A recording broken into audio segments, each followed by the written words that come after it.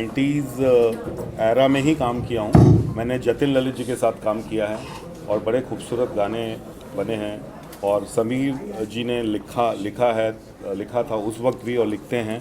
और अलका जी को मैं तब से जानता हूँ, जतिन ललित जी के ज़माने से, और अभी मैं अलका जी के साथ 15 साल से जुड़ा हूँ। मैं उनको मैनेज भी कर रहा हूँ, मेरी कंपनी कर रही है, और आनंद मिलिंद जी भी मेरे कंपनी में ही हैं। तो जब म्यूज़िक लेवल शुरू हुआ था तो हमने डिसाइड किया था कि मैं अच्छे अच्छे गाने करूँगा, और पहले 2 गाने रिलीज़ हुए थे, जो एक डांसिंग नंबर थे और एक दूसरा लव सॉन्ग था। फाइनली आनंद मिलिंद जी से डिस्कशन हुआ कि गाना करना है, और समीर दादा से बात हुई, और फिर ये डिसाइड हुआ कि 90s फ्लेवर का गाना करेंगे। और मैंने अलका जी को रिक्वेस्ट किया कि आप हमारे कंपनी में गाएंगे तो बहुत अच्छा लगेगा, तो उन्होंने तुरंत हाँ बोल दिया। इनफैक्ट 2 गाना उन्होंने किया है। अभी एक नेक्स्ट सॉन्ग हम रिलीज़ कर रहे हैं उदित नारायण जी के साथ में। तुरंत हाँ नहीं बोला था, नहीं, थोड़ा तुरंत ही बोला था। और फिर मेरे फ्रेंड हैं मकरन जी, बहुत ही अच्छा है, मैं उनको जानता हूँ। मैं हमेशा बोलता हूँ कि मकरन जी जब आप गाते हैं ना तो आप एकदम नाभि से गाते हो, मतलब इतनी खूबसूरत आवाज़ है। किशोर दा को फॉलो करते हो, तो मकरन जी और अलका जी का कॉम्बिनेशन बना। आनंद मिलिंद जी ने बहुत ही अच्छा म्यूज़िक कंपोज किया और समीर जी ने लिखा, तो जाके ये गाना तैयार हुआ, और गाना बहुत अप्रिशिएट कर रहे हैं लोग, बहुत अच्छा चल रहा है। मोर देन 1 मिलियन क्रॉस कर गया है, होपफुली और अच्छा होगा। Thank you. Alka ji, it's so mesmerizing to hear you sing all the time. How nostalgic was it for you to be taken back, transported back to the 90s by singing this melody? Yeah, it was very nostalgic because सबसे बड़ी खुशी मुझे ये थी कि I am working with the same team. Anand Milind, Sameer जी, और of course Makarand ji was a new entry in the team. But तो वो जो हम लोग रिकॉर्डिंग करते थे पहले, जो माहौल था, वही माहौल बहुत सालों बाद यहाँ मुझे महसूस हुआ। और हम लोग का कंफर्ट लेवल इतना है सालों से, और मतलब हम लोग हंसते खेलते पिकनिक की तरह हो जाता है काम, उसमें कुछ डिस्कम्फर्ट या कोई भी तरह की झुंझलाहट कुछ नहीं होती। तो it was very very nostalgic, and I hope ये सिलसिला चलता रहे।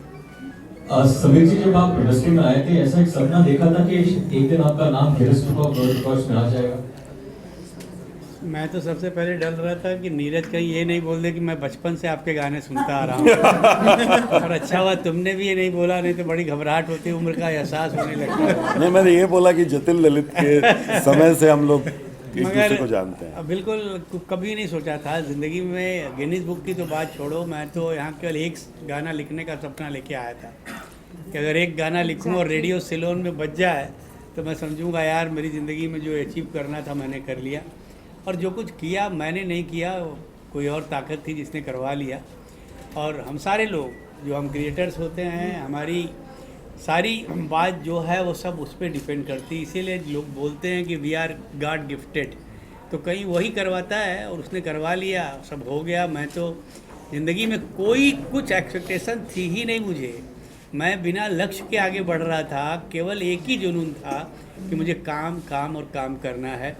नीरज ने जब रिक्वेस्ट किया ऑक्टेव म्यूज़िक के लिए तो बहुत खुशी हुई। और आनंद मिलिंद और अलका और हम लोग जब जुड़ते हैं तो ऐसा नहीं लगता काम करने के लिए जुड़ते हैं। काम तो हम लोग 5-10 मिनट करते होंगे, 1.5 घंटे तो गपशप होती है। इतनी सारी यादें हैं, इतनी सारी बातें हैं कि कहानी के बाद कहानी, कहानी के बाद कहानी चलती रहती है। मकरन जी की आवाज़ सुन के मैंने इनके स्टेज परफॉर्मेंस के बारे में बहुत कुछ सुना था, मगर पहली बार इनको यहाँ गाते हुए देखा और जब ये गाना मैंने सुना तो मैं बहुत खुश हुआ। एक सबसे अच्छी बात जो इनकी लगी कि जो भी इनकी आवाज़ है, जिस तरह की भी इनकी आवाज़ है, उसको इन्होंने दिल से गाया है। आपको देख के वीडियो में लगता है उन्होंने एक एक शब्द को, पूरी कंपोजिशन को एंजॉय किया है। तो जो काम आप एंजॉय करके करते हो काम अच्छा ही होता है।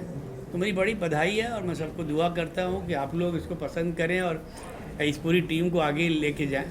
आनंद जी, 60 से 90 के दशक का पीरियड एक मेलोडी था, गाने अभी भी याद करते हैं। वो आज के गानों में मेलोडी क्यों मिसिंग है, क्या वजह है आपके हिसाब से? पता नहीं, मेरे ख्याल से बहुत सारे कारण होंगे।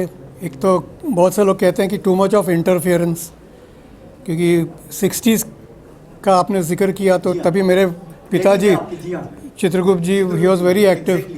तो वो उनके ज़माने में मैंने कभी म्यूज़िक सिटिंग देखी नहीं थी।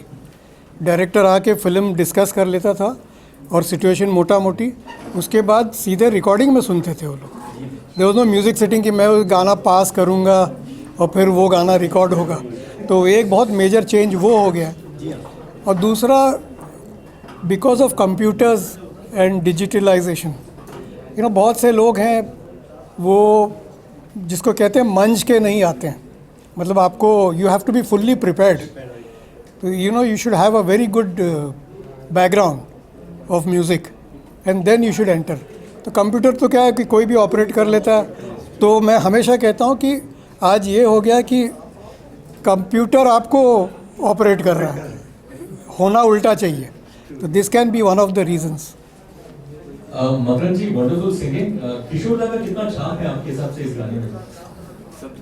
बस ये गाना जब मैंने गाया तो मैंने पूरा ओन वॉइस बोलते हैं ना, आपको वो नज़र आएगी। लेकिन मैं जब स्टेज में गाता हूँ तब किशोर दा की वॉइस में गाता हूँ, गाने की कोशिश करता हूँ। क्योंकि किशोर दा का गाना गाने के लिए मुझे 10 जन्म लेने पड़ेंगे, लेकिन मेरी कोशिश रहती है हमेशा कि किशोर दा के स्टाइल में योडलिंग करूँ या करूँ।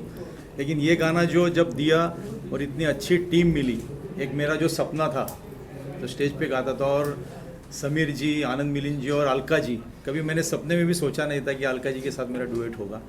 सपने जो देखे थे देखे थे आज सच हो गए, सच हो गए। सच हो गए। तो वो सच हो गया।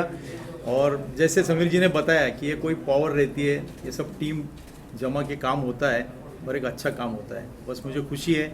और नीरज जी से पहले बात हुई थी, तभी नीरज जी ने बताया था कि आप अच्छा गाते हो, मैं कभी मौका आएगा तो आपको ज़रूर गवाऊंगा। और उन्होंने अप्रोप्रिएट मुझे सिलेक्ट किया और ये मौका मिल गया। Thank you very much. Alka ji, जाने से पहले कुछ गुनगुना सकती है हमारे कैमरे के लिए आप? क्या गुनगुनाऊं? ये गाना